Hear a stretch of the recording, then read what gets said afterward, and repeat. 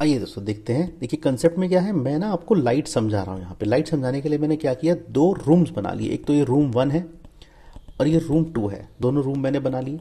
इन दोनों रूम में क्या फ़र्क है मैं बताता हूँ आपको। देखिए इस वाले रूम में ना टोटली डार्क है, ब्लैकआउट हो रखा है, ठीक है ना। इस वाले रूम में लाइट है, अंदर लाइट जल रही है, ट्यूब लाइट से, बल्ब से, किसी से भी लाइट जल रही है, या तो खिड़की से लाइट आ रही है, कहीं से भी हो रहा है। आप बाहर खड़े हैं दोनों रूम्स के। अब आप क्या देखेंगे इन दोनों रूम्स में, यहाँ पर आप खड़े हैं, आपकी आइज़ यहाँ पर है, ठीक है ना। दोनों रूम के बाहर खड़े हैं। आइज़ मैंने इसलिए बना दी कि आप देख रहे हैं इस तरह से, आप यहाँ से एंटर कर रहे हैं, मैंने बना दिया। आप डार्क रूम के अंदर चीज़ों को नहीं देख पाएंगे, not able to see anything. But अगर आप यही चीज़ देखें किसी भी रूम के अंदर जहाँ पे लाइट जल रही है, तो यू कैन सी एवरीथिंग। आप यहाँ पर सब कुछ चीज़ें देख पाएंगे। इसके पीछे क्या प्रिंसिपल है? प्रिंसिपल ये है कि जब हम कभी भी किसी भी जगह पर ब्लैकआउट में चीज़ें देखते हैं, जहाँ पर डार्क चीज़ें होती हैं, जहाँ पर डार्क रूम होता है, वहाँ हमारी आइज़ उन चीज़ों को नहीं देख पाती। फॉर एग्जांपल रात को देखिए, रात को अगर स्ट्रीट पे लाइट नहीं होगी तो आप काफ़ी सारी चीज़ें देख नहीं पाएंगे। कौन आ रहा है सामने से, कौन, मतलब कोई जानवर तो नहीं है, कोई इधर उधर से तो नहीं आ रहा है ना। तो रात को देख नहीं पाते। वही चीज़ दिन में साफ साफ नज़र आती है, सिम है ना। तो ये, इसको हम नाइट बोल सकते हैं एग्जाम्पल के तौर पे, और इसको हम डे बोल सकते हैं। कितना इजी हो गया देखिए समझाना, है ना। तो हमारी आइज़ भी यहाँ पर एक इम्पॉर्टेंट फैक्टर है। उसी के हिसाब से हम लाइट को जज करते हैं कि वो किस तरह से दिख रही है या नहीं दिख रही है। आइज़ की भी स्टडी करेंगे इस टॉपिक में डिटेल में। पहले मैं आपको बेसिक ओवरव्यू दे दूँ। तो इसका मतलब किसी भी चीज़ को देखने के लिए लाइट का होना सर बहुत ज़रूरी है, तभी वो चीज़ दिखती है। ये हमने सीख लिया। आगे चलते हैं। देखिए दोस्तों, आगे हमने यहाँ पर एक बुक बना दी। ये बुक जो है हमने एक टेबल के ऊपर रख दी। ऑब्जेक्ट है एक तरीके का, टेबल यहाँ बना दी हमने, टेबल के ऊपर ये बुक रख दी।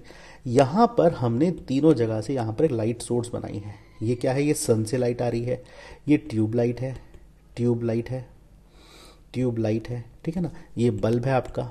तो ये सब क्या कर रहे हैं, ये यहाँ से लाइट सोर्स से लाइट मार रहे हैं, चारों तरफ लाइट मार रहे हैं। इनकी कुछ लाइट्स इस बुक के ऊपर भी जा रही है। ये लाइट जब बुक के ऊपर जाती है तो यहाँ पर अगर आप खड़े हैं, आप इसको देख रहे हैं, तो यही लाइट रिफ्लेक्ट होकर आपकी आइज़ में भी जाती है, ऐसे करके। इसी से आप व्यू कर पाते हैं ये बुक कहाँ रखी है। इसी प्रिंसिपल को बोलते हैं विजिबिलिटी।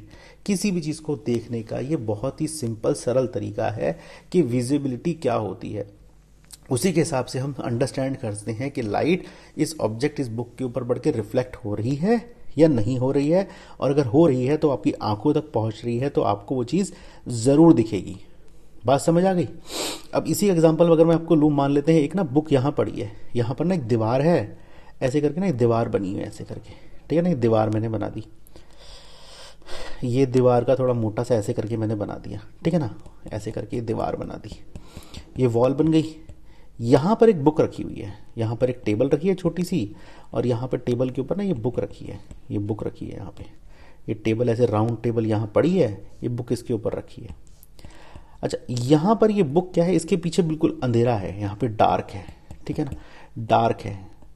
तो अब आप यहाँ खड़े हैं, क्या ये बुक आपको दिखेगी, या आप यहाँ पे कोने में खड़े हैं, मतलब आप इसके बिल्कुल इधर वॉल के साथ में ही खड़े हैं, क्या आपको बुक दिखेगी? भाई यहाँ पे लाइट सोर्स है, ट्यूब लाइट यहाँ लगी हुई है।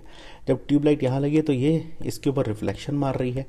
ये ट्यूब लाइट की जो लाइट है वो बुक तक नहीं पहुँच पा रही है, तो आपको ये बुक विजुअलाइज नहीं होगी। ये बुक भी यहाँ पर डार्क एरिया में रखी हुई है, ये भी नहीं। अगर इस पे लाइट चली जाती है तो ये विजुअलाइज हो जाएगी, ठीक है ना। तो कंसेप्ट यही है, मैं आपको समझा रहा था इसी को बुक के ऊपर एग्जांपल, कि अगर बुक के ऊपर रिफ्लेक्टेड लाइट होकर आपकी आइज में आती है तो आप उस चीज़ को व्यू कर पाते हैं। बेसिक कंसेप्ट है। तो इस तरह से हम एक ऑब्जेक्ट की बात करते हैं, कहाँ से लाइट आई। ये लाइट का सोर्स है, इसको बोल दीजिए ये है लाइट सोर्स। लाइट सोर्स ये भी बहुत इंपॉर्टेंट है समझना, लाइट सोर्स क्या है। और ये ऑब्जेक्ट पर गिरता है तो इस तरह से चीज़ें बदलती हैं। आइए और चीज़ें सीखते हैं इसके बारे में। अब हम देखते हैं कौन कौन सी ऐसी चीज़ें हैं जो लाइट के सोर्स को बनाती हैं। आइए देखते हैं।